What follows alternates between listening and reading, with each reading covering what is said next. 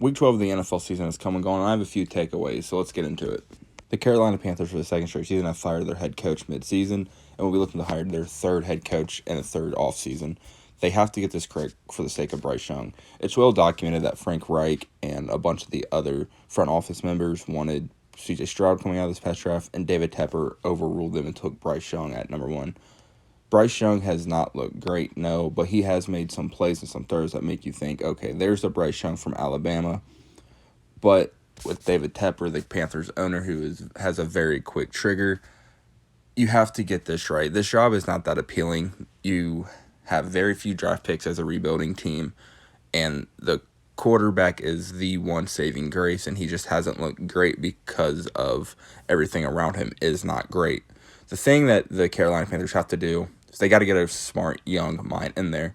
I would like to see Ben Johnson, the Lions offense coordinator, or even make a call to Jim Harbaugh, and I think Jim Harbaugh and Bryce Young together would be magic in the NFL.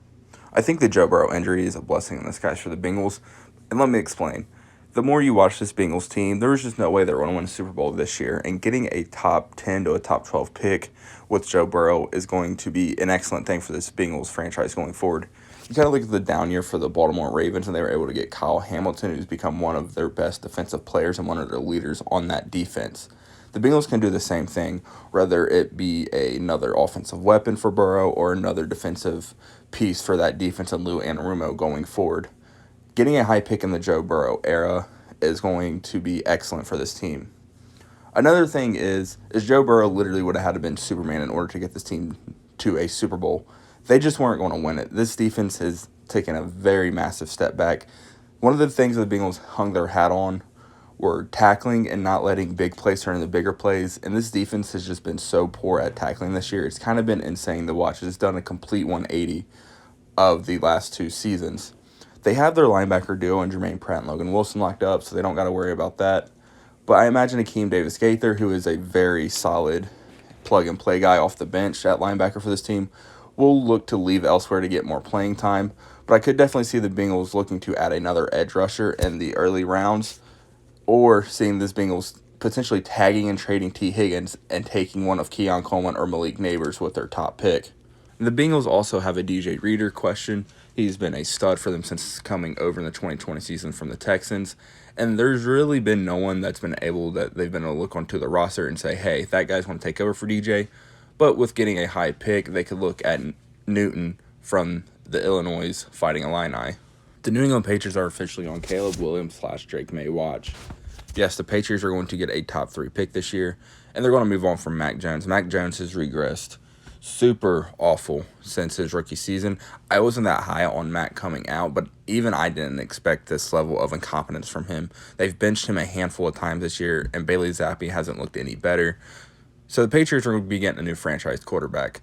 It's either going to be Caleb Williams or Drake May, and if you're a Patriots fan, that has to make you excited. You're finally going to get your superstar franchise quarterback, first time since Brady left for Tampa, and it's just a fresh start, too. There's no questions around Bill Belichick's future as the head coach of the New England Patriots. And there's a good possibility is a fresh, clean slate in New England this offseason. Don't look now, but Jordan Love is playing some great football. The last couple weeks has been a great stretch for Jordan Love. And the Packers come away with a big win on Thanksgiving against the Detroit Lions. Could the Packers have gone 3 for 3 in terms of replacing Hall of Fame quarterbacks? First, it was Brett Favre, Super Bowl, Aaron Rodgers, Super Bowl, and now Jordan Love. Now, that's saying a lot. Questions definitely being hyperbole, and questions are going to continue to be asked. But Jordan Love has looked good. They're starting to connect on the deep ball to Christian Watson. Watson looked great as well. They've had some question marks about him this year. Romeo Doubs made some plays. Jaden Reed made some plays. And this Packers offense looks to be the real deal. Aaron Jones is probably his last year in Green Bay. Then the keys will be handed over to A.J. Dillon as the starting running back, or they can bring in a vet or draft a young guy, which I imagine they will do. But don't look now, but Jordan Love could be the guy that this front office thought they were when they let Aaron Rodgers essentially trade himself to the New York Jets. They have a discussion about Josh Allen. I don't know what Josh Allen is at this point. He's a turnover machine, yes. Makes plays, but if you make him sit in the pocket long enough, he will turn the ball over. I thought the Bills would make the playoffs this year, but as a wild card, and it looks like that's going to be the case. Even if they get in, there's a good chance the Bills just miss the playoffs completely. They fired Ken Dorsey. They have Joe Brady as the OC. There's questions about Sean McDermott's future. They could move on from him in the offseason. And there's just a lot of question marks around this Bills organization. There's rumors that they could look to trade Stephon Diggs in the offseason because Josh Allen's big cap hits are coming. It's a lot of question marks for a team that a lot of people thought they were going to be in that discussion consistently, with the Chiefs and the Bengals of always being Super Bowl contenders. I never felt that way, but that was a large majority of people's feelings towards this organization. And Josh Allen is just a turnover machine, and you can't have that.